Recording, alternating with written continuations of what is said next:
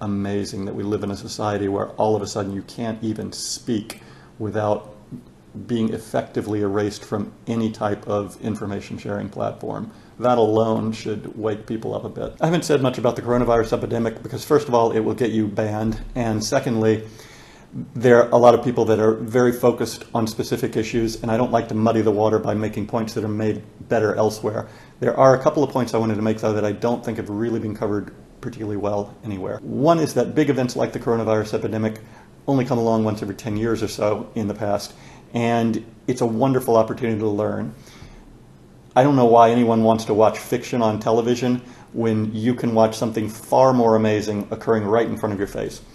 If you've got time to pay attention, there's never an opportunity to learn as there is in a big event like this, because the normal information suppression systems tend to break down because so many people are suddenly paying attention. You can see a lot of effects that are detrimental to people, which have happened in a low-grade way in the past, but now are happening much more strongly. One of those effects, which has always happened in the past, but is happening really strongly now, is certain pharmaceutical companies, which have the most control over regulators, using their control to ban other pharmaceutical products which are less profitable, or even natural cures which are unprofitable. You see this, for example, with the vaccines which were approved. The mRNA vaccine doesn't have any history of testing in humans. We're doing a large experiment now, and so far the effects of the vaccine were very different from what was initially expected, or at least what was promised, and that would be herd immunity. The traditional type of vaccine, an attenuated virus vaccine, those vaccines have been effectively banned in the United States and the European Union under really suspicious circumstances.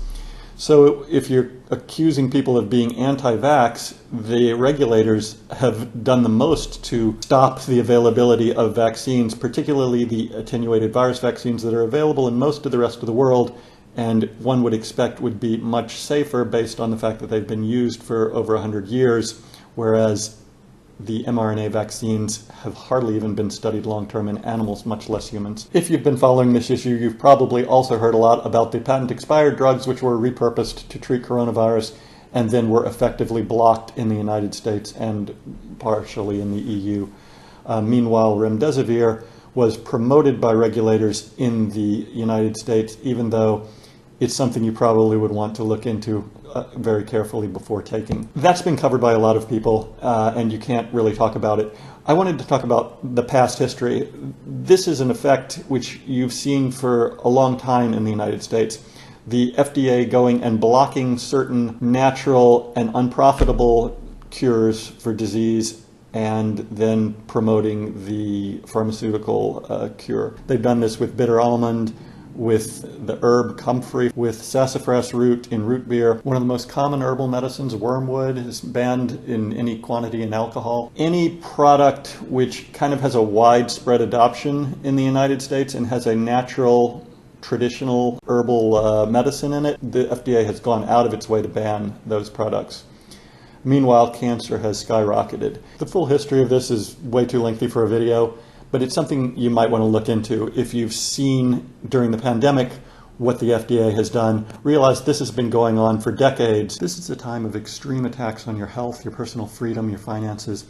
And so many people, instead of seeing this as an opportunity to make progress, they fall into a defensive position. So if you simply go on the defensive by wearing masks or something like that, or fighting against ways in which your freedom is being taken away, then you're constantly going to be losing ground. It's really important to look at what can I do to improve my freedom, to improve my health. What can I do in general to clean up my diet so that not only will I be better protected against coronavirus, but against all these other diseases that will negatively impact your quality of life. What can I do to improve my freedom? Not just how am I going to fight against this particular way that they're trying to take away my freedom, but maybe how can I change my entire life to be more independent, to earn money more independently, to be less involved with any type of large oppressive system, whether it's a corporate monopoly or an employer or the government's control over you.